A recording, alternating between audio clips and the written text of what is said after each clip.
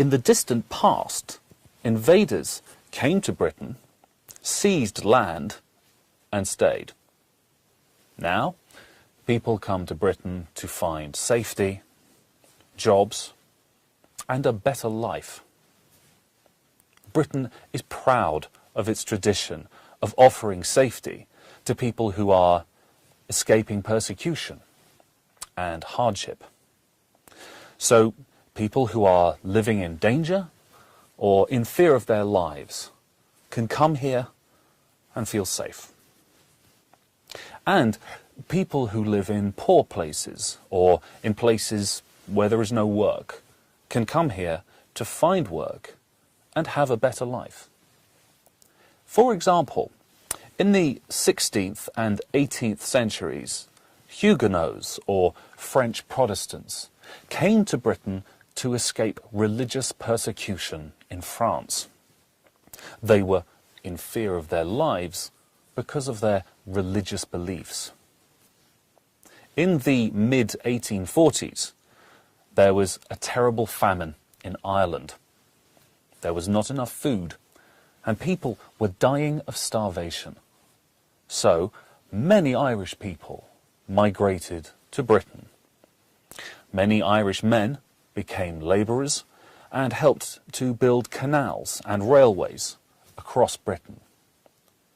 From 1880 to 1910, a large number of Jewish people came to Britain to escape racist attacks. These racist attacks were called pogroms.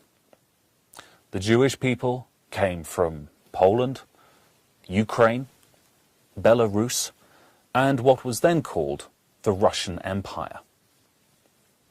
After the Second World War, 1939 to 1945, there was the huge task of rebuilding Britain.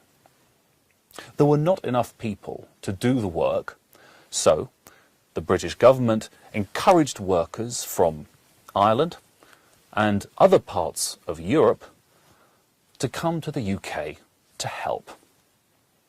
In 1948, people from the West Indies were also invited to come and work.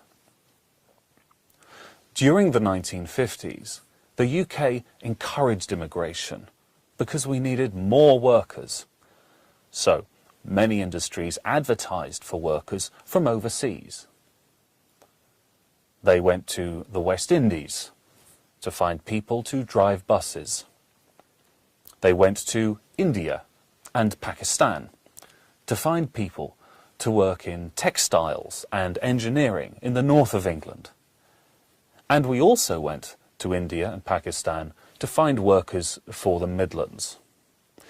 For about 25 years, people came from the West Indies, India, Pakistan, and Bangladesh to work and settle in Britain. In the late 1960s, immigration fell because new laws came in to restrict immigration to Britain. Controls were not so strict on people coming from old Commonwealth countries, such as Australia, New Zealand, and Canada.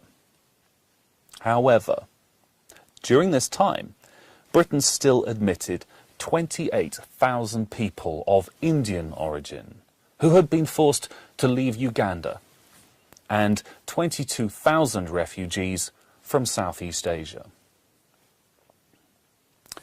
In the 1980s, the largest immigrant groups came from the United States, Australia, South Africa, and New Zealand. In the early 1990s, groups of people from the former Soviet Union came to Britain looking for a new and safer way of life.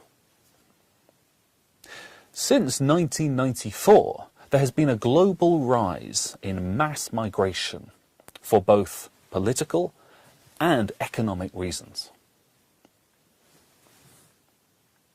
Before you move on to the next lesson, make sure that you understand all the key points that we have covered in the boxes below, such as some of the historical reasons for immigration to the UK before 1945, the main immigrant groups coming here after 1945, the countries they came from, and the kind of work they did.